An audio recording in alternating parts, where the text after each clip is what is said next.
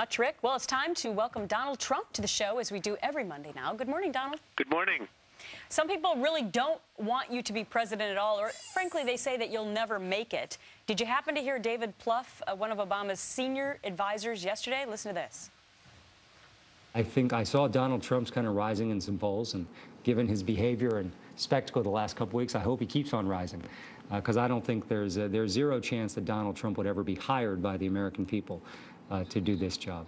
There may be a small part of the country that believes these things, but mainstream Americans think it's a sideshow, and what they want our leaders to do is focus squarely on the issues right in front of us, how we're going to keep growing the economy.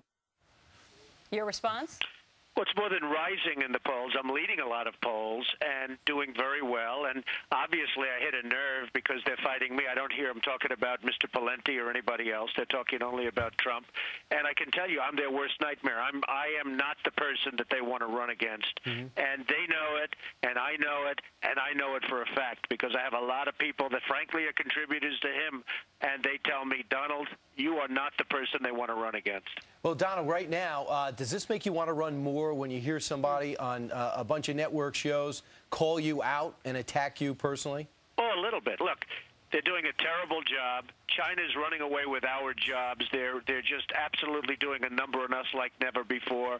You look at what's going on with OPEC. You look at what's going on with all the trade pacts, including the one they're going to be signing with Colombia, which has a huge surplus over this by $4 billion. By the way, China this year will make $300 billion plus on the United States, $300 billion, and we do nothing. We honor the president of China with a White House party.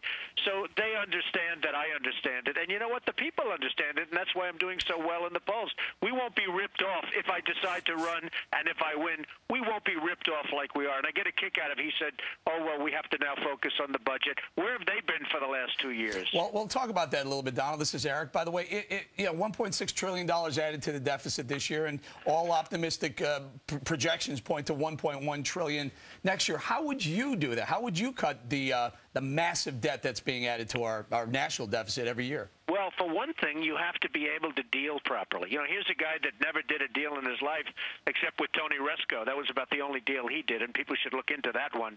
But, you know, you have to be able to deal.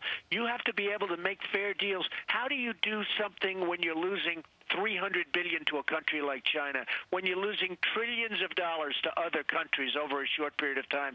You have to be able to deal from the inside to the out, and then you wouldn't have to be cutting all of these programs that they're talking about cutting, many of which are good programs, to be honest with you. But when you look at what the world is doing to us, they don't respect us, they don't respect our leaders, they certainly don't respect Obama. When you look at what's happening on the outside in, meaning what China's doing, what OPEC's doing, what many other countries are doing to us, where you call up about a credit card and you're calling India because they outsource so many jobs. You look at our unemployment. You look at our lack of jobs, our lack of good jobs and real jobs.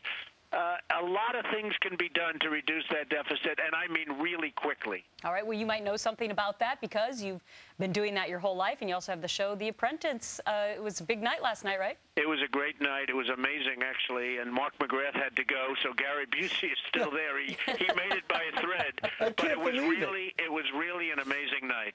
Yeah, it was. That Gary Busey's still in there is still amazing. I couldn't sleep. Well, a lot of people couldn't sleep. Gary never sleeps. I know.